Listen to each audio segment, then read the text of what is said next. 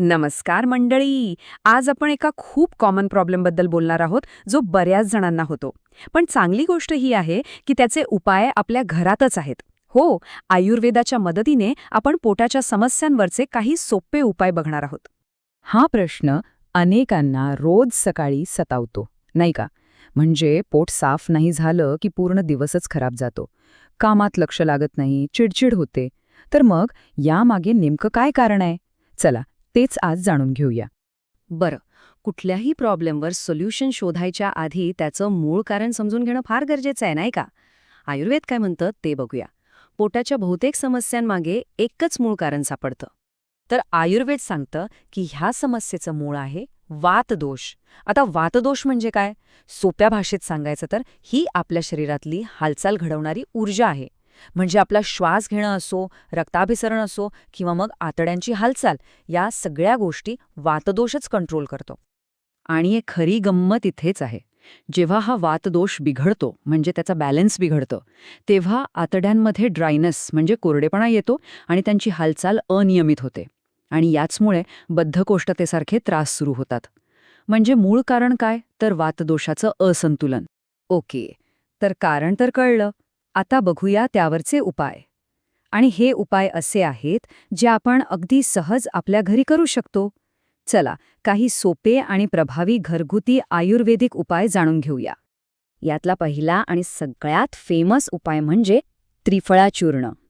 तुम्ही ऐकलं असेलच याबद्दल. आयुर्वेदात तर त्रिफळाला पचनसंस्थेसाठी एक वरदान मानलं जातं. खरंच खूप प्रभावी उपाय आहे हा. आणि हे वापरायला पण अगदी सोपं आहे. काय करायचं? फक्त रात्री झोपायच्या आधी 1 चमचा त्रिफळा चूर्ण घ्यायचं आणि कोमट पाण्यात मिक्स करून प्यायचं. बस. यामुळे काय होतं की शरीराची जी नैसर्गिक क्लिनिंग प्रोसेस आहे ना, ती हळूवारपणे सुरू होते आणि मग सकाळी पोट एकदम छान साफ होतं. आता बघूया दुसरा उपाय. हा तर त्याहूनही साधा आणि तितकाच गुणकारी आहे. आयुर्वेदात तुपाला खूप महत्त्व आहे, कारण त्यात स्निग्ध गुणधर्म असतात जे आपल्या आतड्यांसाठी खूपच फायदेशीर ठरतात. करायचं काय? तर रात्री झोपताना फक्त 1 कप गरम दूध घ्यायचं आणि त्यात 1-2 चमचे साजूक तूप घालायचं. हे प्यायल्यामुळे आतड्यांना एक प्रकारचं नॅचरल ल्युब्रिकेशन मिळतं, म्हणजे वंगण मिळतं. मग तो जो कोरडेपणा आलेला असतो ना, तो कमी होतो आणि सकाळी सगळी प्रक्रिया एकदम सोपी होते. बरं, हे तर झाले तात्पुरते उपाय. पण आपल्याला कायमचा फरक हवा असेल तर काही सवयी बदलाव्या लागतील. कारण खरी सुधारणा ही आपल्या लाईफस्टाईलमध्ये बदल केल्यावरच येते. तर त्याबद्दल बोलूया. हे अगदी साधं आहे. काय करायला हवं? तर आहारात फायबर असलेले पदार्थ जास्त खा, भरपूर पाणी प्या आणि सगळ्यात महत्त्वाचं जेवणाच्या वेळा पाळा. आणि काय टाळायचं? तर जे पॅकेटमधले प्रोसेस केलेले पदार्थ असतात ते, आणि कधीही केव्हाही जेवणं. हे टाळलं की पोटाचं आरोग्य नक्कीच सुधारतं. चला, तर मग या सगळ्याचा सार काय? एक खूप महत्त्वाची गोष्ट आहे जी नेहमी लक्षात ठेवली पाहिजे. आयुर्वेदात एक खूप सुंदर गोष्ट सांगितली आहे. आरोग्याची सुरुवात ही आतड्यांपासून होते. किती खरं आहे हे? याचा सरळ अर्थ असा की जर आपलं पोट, आपली पचनसंस्था चांगली असेल तर आपलं पूर्ण शरीर निरोगी राहतं.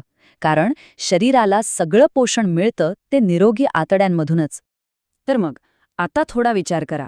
या सगळ्या माहितीनंतर आपल्या आरोग्यासाठी एक लहानसं पाऊल उचलण्यासाठी कोणता छोटा बदल करता येईल?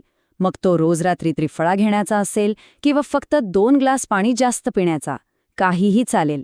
सुरुवात नेहमी छोट्या गोष्टींपासूनच होते.